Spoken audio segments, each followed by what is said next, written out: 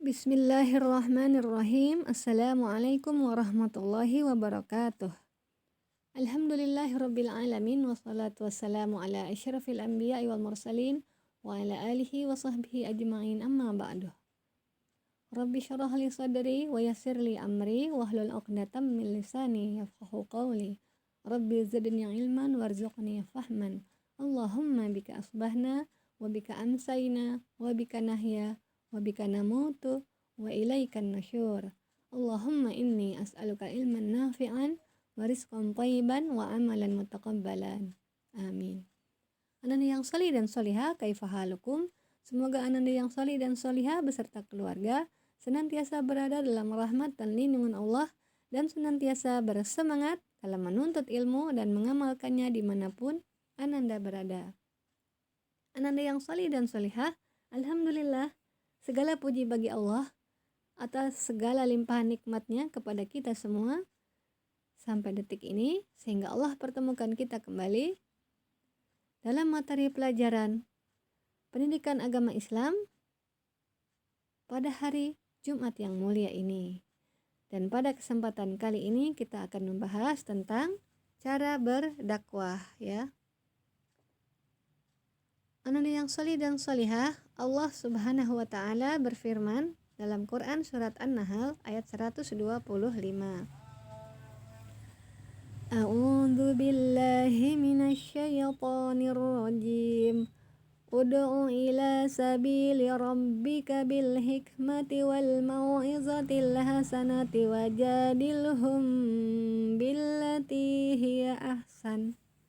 Artinya, serulah manusia kepada jalan Rabb-Mu dengan hikmah dan pelajaran yang baik, dan bantahlah mereka dengan cara yang lebih baik. Quran surat An-Nahl ayat 125.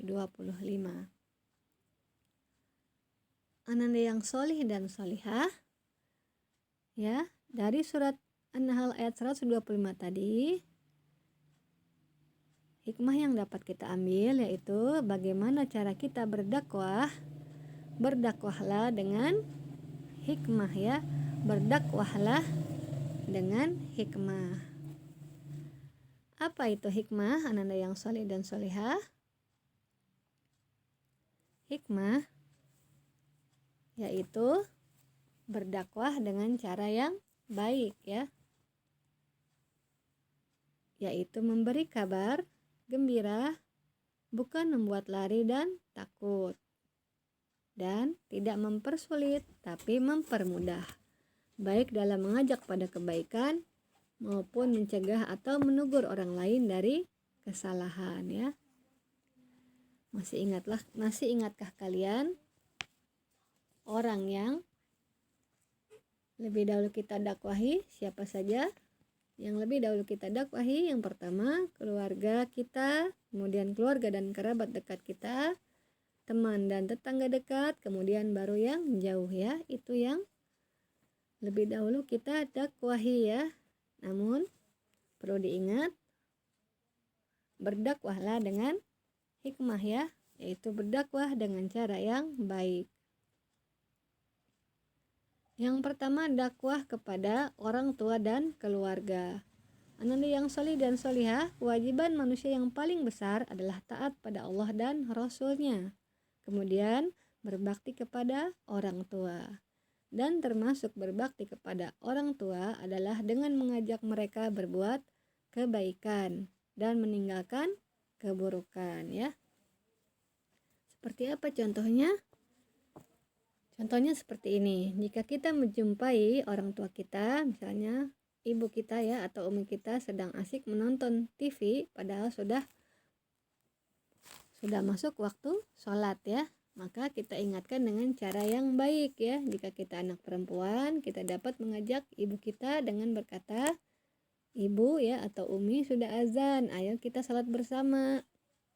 Atau contoh yang lain, jika kita melihat ayah kita masih merokok, ya, kita tanyakan pada ayah kita, mengapa ayah merokok?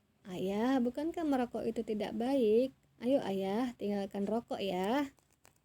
Demikian, ya, contohnya. Lalu bagaimana jika ajakanmu ditolak? Apa yang harus kalian lakukan?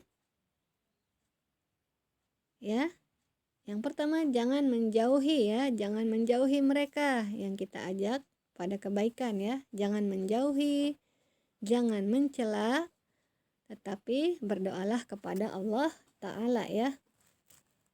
Agar Allah bukakan hati keluarga ya, orang tua ataupun saudara yang kita dakwahi dapat menerima ajakan kebaikan yang kita sampaikan ya.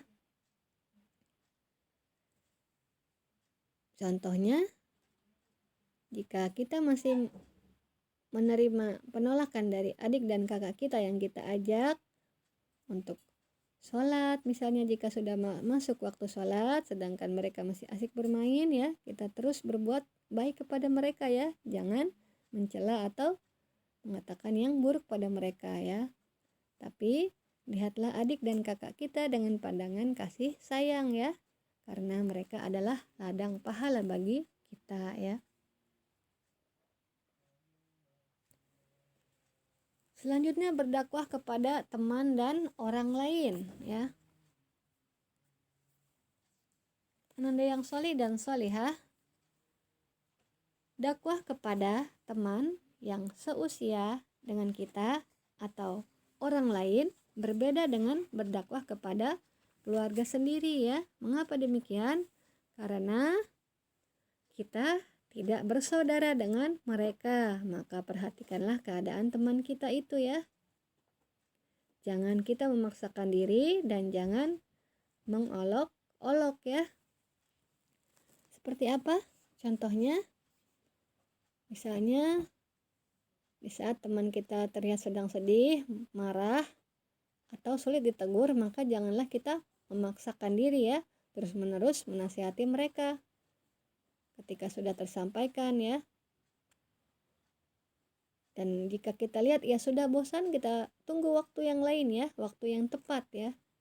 Dan jangan juga menasihati dengan mengolok-olok ya. Misalnya teman kita malas belajar dan mendengarkan pelajaran yang disampaikan oleh guru kita di sekolah, kemudian kita berkata,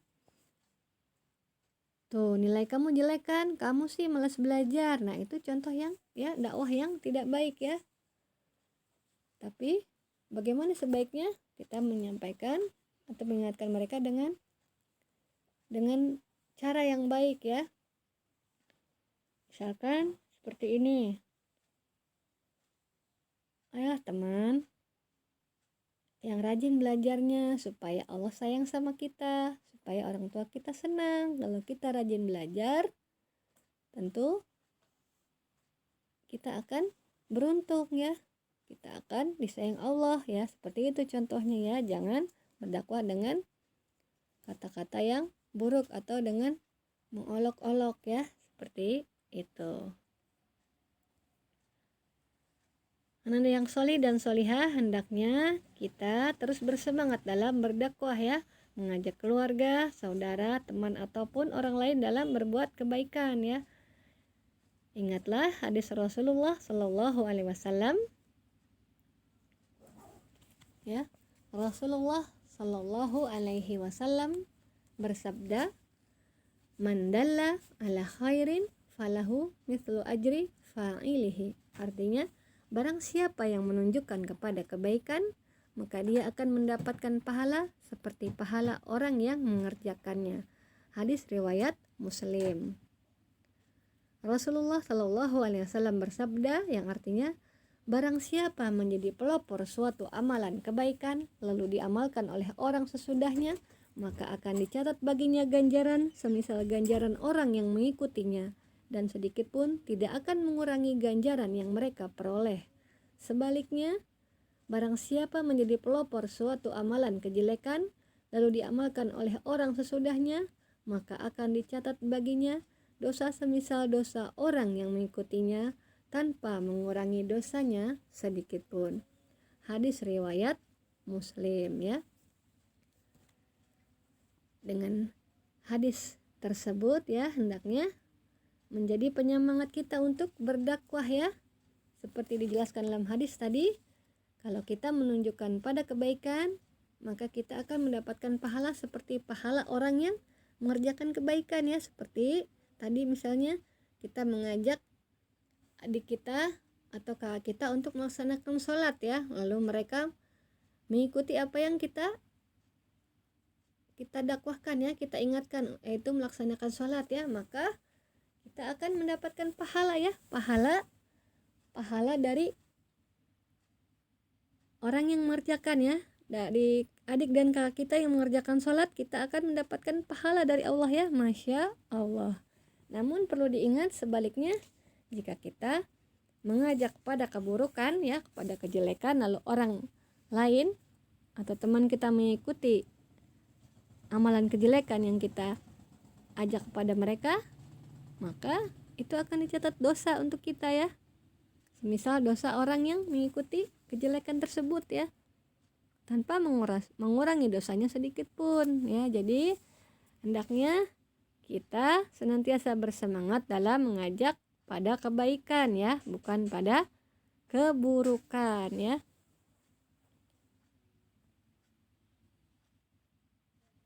Demikianlah materi pelajaran pendidikan agama Islam pada kesempatan hari ini. Tugas PAI hari ini silakan kalian kerjakan ya. Ada 4 soal. Silakan kalian kerjakan di buku tulis kalian jawabannya saja ya. Semoga Allah mudahkan dan Allah berkahi kita semua ya, untuk dapat berdakwah dengan cara yang baik ya, dengan hikmah ya, seperti yang tadi saja sampaikan ya. Cukup sekian dari Ustazah. Kita tutup pelajaran kali ini dengan membaca hamdalah dan doa penutup majelis. Alhamdulillahirabbil alamin. Subhanakallahumma wa bihamdika asyhadu an la ilaha illa anta astaghfiruka wa atubu ilaik. Jazakumullahu khairan wa barakallahu fiikum. Wassalamualaikum warahmatullahi wabarakatuh.